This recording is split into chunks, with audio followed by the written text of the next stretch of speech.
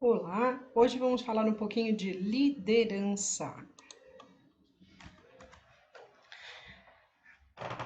Fatores da liderança. É a arte de induzir pessoas a cumprirem suas obrigações com zelo e correção. É a capacidade de influenciar as pessoas a fazerem aquilo que deve ser feito. Fatores: competência profissional, relacionados ao conhecimento gerais e técnicos que o chefe possui. Geralmente, quem tem maior competência profissional exerce maior força de liderança em relação ao grupo. Personalidade diz respeito a atributos pessoais como temperamento e caráter. Posição hierárquica, autoridade de chefia em relação aos seus subordinados, determinados pela estrutura organizacional. Relacionamento, inteligência, entre outras coisas. Características de um líder: inteligência, analisar e propor a melhor solução para os problemas, adaptabilidade, capacidade de adaptar às mudanças, criatividade, buscar soluções criativas, mas que garantam um processo seguro, cooperação, trabalhar junto com as pessoas, cooperando com as atividades, vivacidade, atenção para as coisas que acontecem, demonstrar estar vivo, autoconfiança, demonstrar confiança em suas atitudes. Para isso é fundamental ter conhecimento, integridade pessoal, ser uma pessoa que respeita seus valores, suas opiniões e suas convicções, equilíbrio e controle emocional. Coloque em prática a inteligência emocional. Não conformismo, não aceitar sem racionalizar e sem questionar. Independência, autonomia para a tomada de decisões. Capacidade, capaz de agnar. Cooperação, ser persuasivo, convincente, conseguir que as sigam suas ideias. Habilidade interpessoal, um bom relacionamento com as pessoas. Diplomacia, manter um bom relacionamento com todas as áreas pessoais. Diversidade nas organizações. Dentro de um contexto empresarial, a palavra diversidade está intrinsecamente ligada à discordância e divergência, que consequentemente irá culminar em conflito de ideias, de postura e de conceitos, dependendo do assunto que até sendo tratado.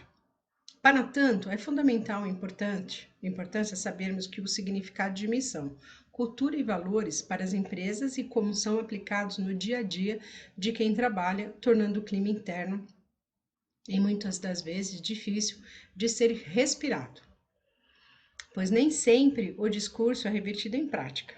Conceito de missão nas empresas é a definição que é dada para apresentar o mercado aos funcionários, acionistas e parceiros de negócio, para que a empresa exista, qual sua finalidade. Exemplo de missão: prover o cliente do melhor serviço de atendimento com a mais alta tecnologia, otimizando o custo e trazendo lucratividade para os acionistas e parceiros de negócio. Esta pode ser uma definição de missão para uma empresa de serviço que tem como foco principal o serviço de atendimento ao cliente. Conceito de valores nas empresas. Os valores são os pilares internos das organizações, são ações que se apresentam em conduta que definam o caráter da empresa. Conduta que venham denegri-la.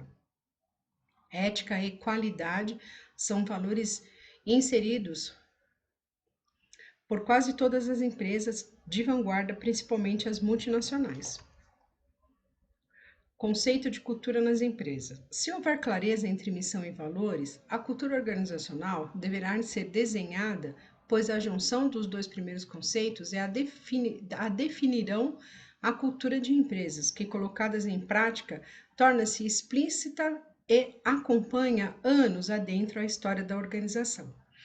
Por exemplo, planos de reconhecimento para o funcionário que apresentam um alto padrão de qualidade do serviço. São ações que refletem a cultura interna da empresa. São provocadas pela missão e valores construídos e compartilhados com os funcionários. Transformam-se em atitudes e conduta junto ao cliente, colega ou o cumprimento das atividades. Quando o indivíduo ingressa à empresa, ele leva consigo uma série de condutas, pensamentos e postura, que muitas vezes divergem da ação da empresa, missão, valor e cultura, tornando esse um dos pontos para a diversidade dentro do ambiente de trabalho. Entra em cena aspectos emocionais que acabam ocasionando o conflito de diversidade frente às metas que a empresa contrata com o profissional, nos relacionamentos com chefe e subordinado, e vice-versa, ou frente à postura adotada pela empresa que conflitam com a forma de pensar do indivíduo. Trata a diversidade no âmbito organizacional é difícil e muitas vezes complicado, pois o tratamento não é personalizado, e sim de acordo com o número de incidentes em uma mesma situação, o que impactaram na motivação dos funcionários e principalmente nos resultados financeiros da empresa. São avaliados nesse momento gerenciamento de pessoas, comunicação interna, relacionamento interpessoal, transparência e coerência nas ações. Hoje, a grande maioria das empresas tem utilizado como ferramenta a pesquisa de clima para trabalhar. Estas questões é a partir desse mapeamento. Traça ações e planejamento, forma eficaz de fortalecer as relações e a comunicação, a gestão do processo e pessoas no ambiente de trabalho, ocasionado pela diversidade. O controle das emoções, visto por muito tempo como algo desejável, pois o indivíduo devia controlar-se para não explodir, agora é considerado um requisito indispensável para o sucesso. O descontrole emocional certamente cria obstáculos ao crescimento, mas hoje a capacidade de relacionar-se com o outro, desprender-se de seus valores pessoais e aprender a aprender é tão importante quanto a qualidade técnica. Há uma série de emoções e sensações negativas que se apresentam nos processos de diversidade. A ira, o medo, o tédio, a mágoa, a culpa, a tristeza, a angústia são alguns exemplos que podem mobilizar o indivíduo dentro de um contexto de trabalho para uma atitude inadequada frente à situação das quais às vezes ele é exposto. Pense. Que emoções prejudicam seu relacionamento com os outros, sua produtividade e motivação para o trabalho? O que você tem feito para reduzir o efeito negativo desses sentimentos? Todos esses sentimentos podem ser controlados dependendo do alicerce em que foram construídos. É necessário adquirir o hábito de refletir sobre o processo mental, pensar, por exemplo, sobre como as emoções, sensações e ideias chegam a se desenvolvem na mente. Por exemplo, dentro do meio organizacional, em muitos dos casos sofremos estresse, pressão por resultados, que nem sempre é suportável e viável, como é apresentado o comportamento. O que vem à mente? Tenho que produzir mais? Vou ficar até mais tarde para amanhã começar outra atividade. Ou, não quero nem saber, não sou burro de carga. Fulano sai às 18 e não está nem um pouco preocupado. Ele sim é que é o certo. Isso é o que se chama de funcionário de carreira? Nem bem o relógio bate 18 horas e ele sai nas carreiras? Criar slogans de autocomando que possam passar a ser automáticos quando houver uma situação de diversidade poderá ser uma boa forma de driblá-la. Por exemplo, criar um slogan mental. Com calma se resolve tudo. Se não houver tempo hábil, terei que renegociar o prazo. Preciso me planejar. Sem agressividade é melhor. Coopere. Ouça o que ele tem a dizer. Vou dizer não se realmente não houver possibilidade de fazer.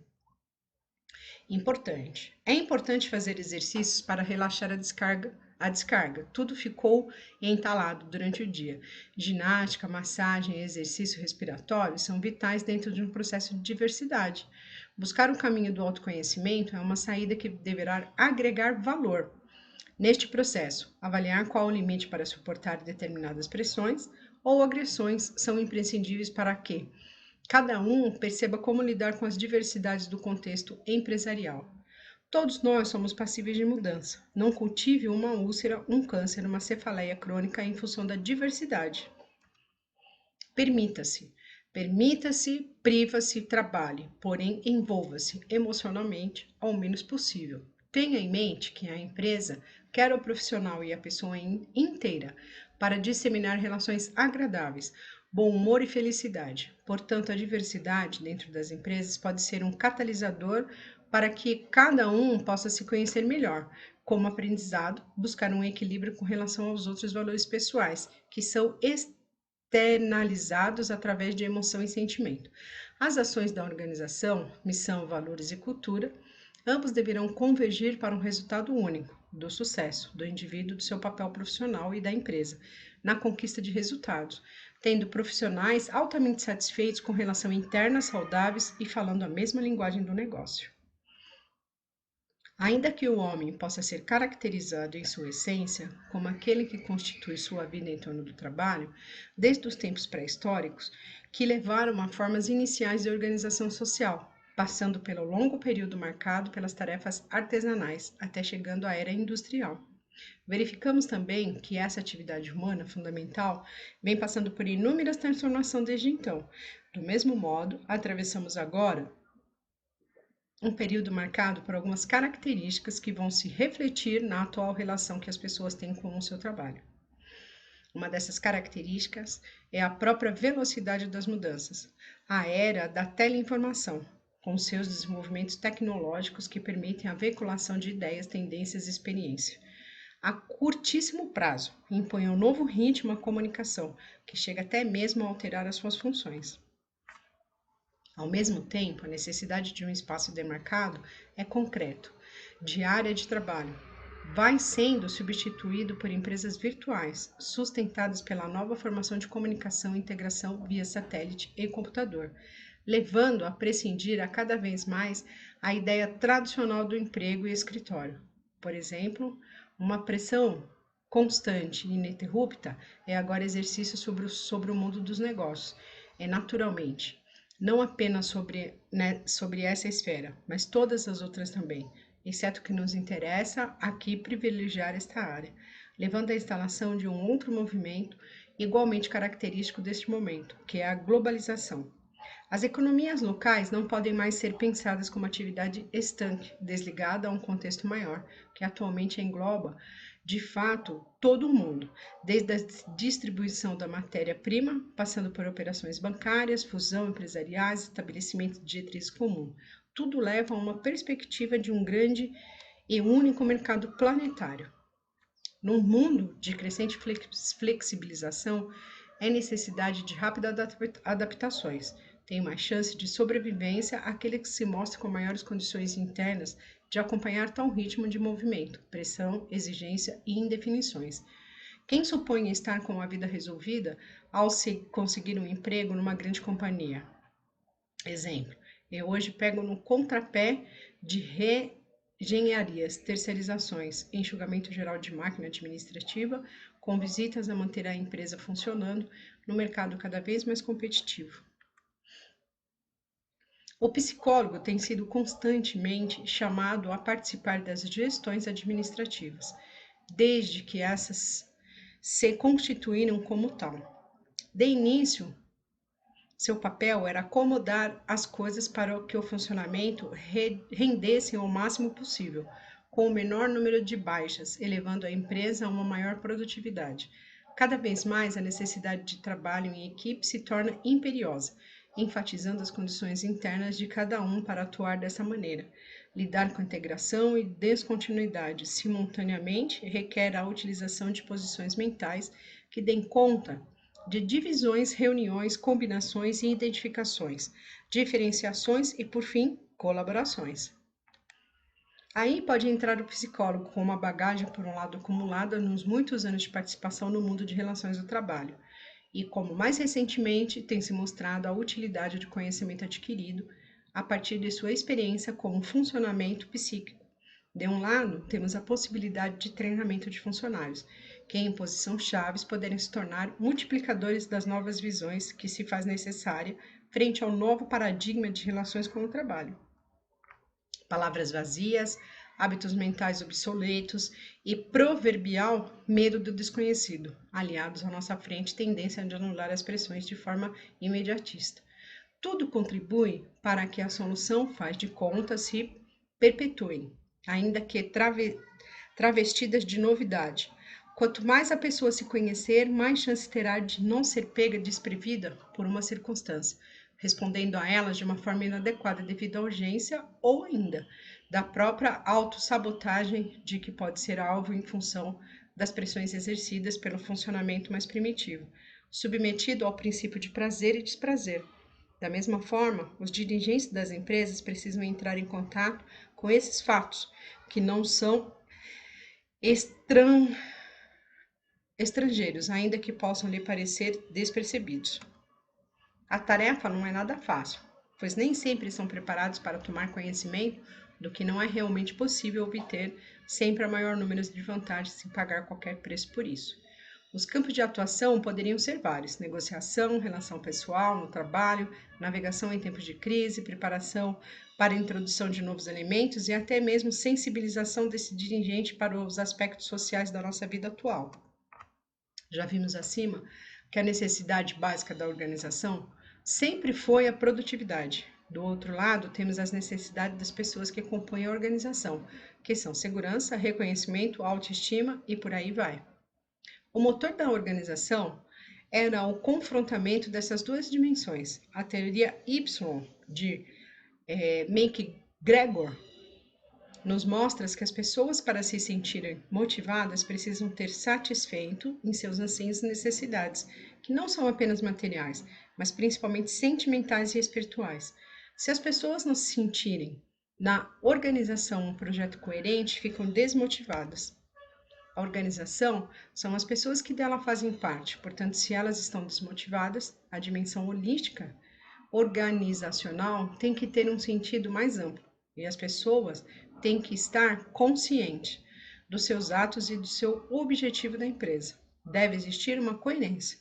A empresa deve ter um novo sentido, que é de ser útil para o crescimento das pessoas e contribuir para manter uma fonte de vida delas, que é a natureza.